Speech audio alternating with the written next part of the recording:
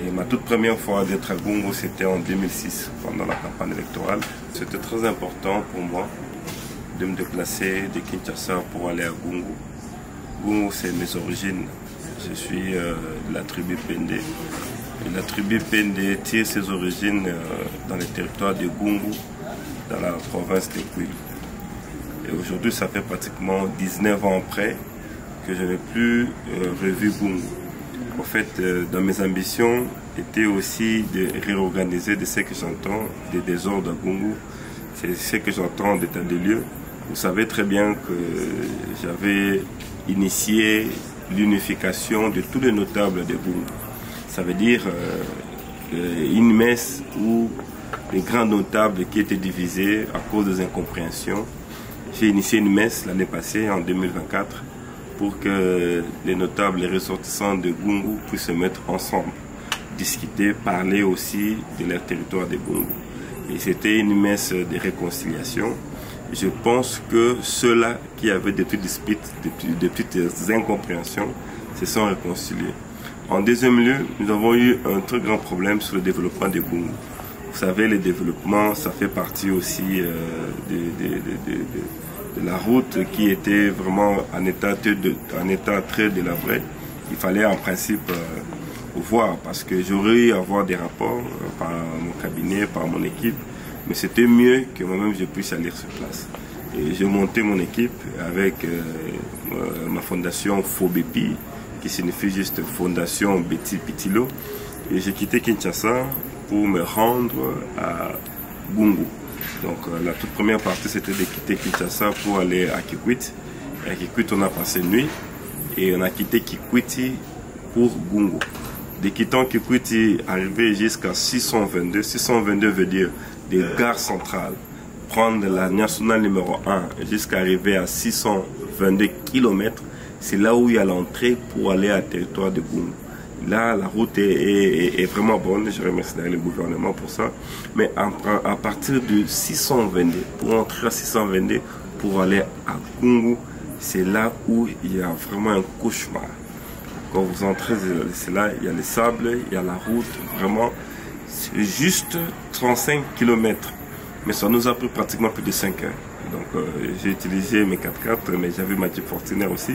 Mais vous allez voir comment est-ce que on a eu des fois à être compliqué par l'état de la route. Vraiment, les images, je vous en parle comment. La population locale de Gungu ont longtemps entendu ma présence sur le terrain, dans notre territoire. Mais ils ont entendu parler de leur digne fils Pitilo Mandita Betty, président de la fondation FOBEPI, à qui j'ai fait autant des actes très loin à Kinshasa. Mais il fallait qu'ils puissent me remercier, il fallait qu'ils puissent me voir. Parce qu'il y a certains qui sont nés, qui sont grandis, qui sont devenus des majeurs, n'ont jamais revu ma présence, n'ont jamais vu ma figure. Il était question que de plus voir. Il y a toutes les couches, il y a la société civile, il y a la commission religieuse, il y a les notables qui sont sur place.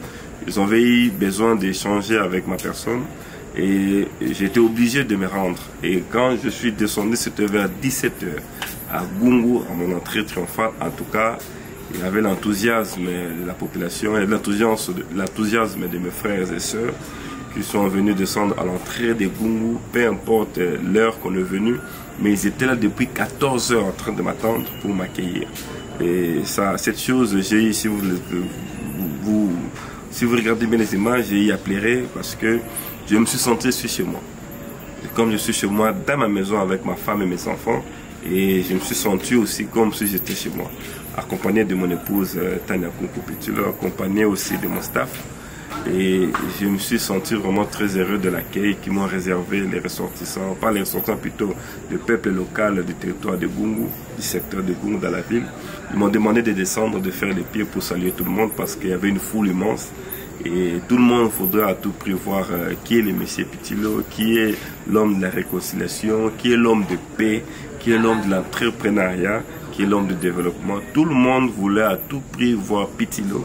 Il y a celui qu'ils ont tant entendu, mais ils n'ont jamais vu. Et c'était une occasion pour eux de revivre la personne qu'ils ont juste voulu qu'il soit, parce que c'est lui l'homme en fait. Pour eux, ils croient pas ils croient, mais sûrement c'est Moïse pour le Gungu. Donc ils devaient en principe les voir. Et je suis descendu et j'ai vu toutes les couches et ils ont organisé, vous savez, notre culture Pende, c'est une grande culture de la République démocratique du Congo. On a des masques Pende, on a des danses Pende qui aujourd'hui fait la fierté de notre culture congolaise. Et ils ont eu à exécuter tous les 4 danses mystérieuses des cultures Pende. Ils ont eu à les exécuter le même soir que je suis entré à Gungu. Vous allez voir même dans les images. Bon, et juste pour moi, j'ai organisé une consultation. Ok. Une consultation avec le chef de secteur, avec l'AT, l'ATA, avec une commission de sécurité, avec une commission religieuse, avec les jeunes, surtout avec les jeunes, avec les représentants, avec les entrepreneurs, avec les fermiers, toutes couches, avec les mamans. J'ai organisé des réunions pour, je suis parti en consultation, visiter et puis écouter. Les problèmes, écouter sur les problèmes qui les dérangent, c'est ça ma première préoccupation. Et je les ai écoutés, je les ai entendus. Là, je suis en train de rentrer avec mon équipe, nous allons travailler. Mais je profite pour leur dire que les résolutions seront en 2 étapes. Il y a de grandes résolutions à qui je vais faire de lobbying pour le gouvernement pour exécuter. Mais il y a des petites résolutions où, avec ma fondation, avec nos petits moyens, nous pouvons déjà les exécuter. Et dans les jours à venir, vous allez comprendre comment est-ce que la fondation Beti Beti, le faux Bibi, va s'exécuter pour le développement de notre territoire. Particulièrement, je remercie Madame mon épouse, je remercie mon équipe de fondation qui m'a accompagné, et puis en particulier, je remercie toute la population de Gungu.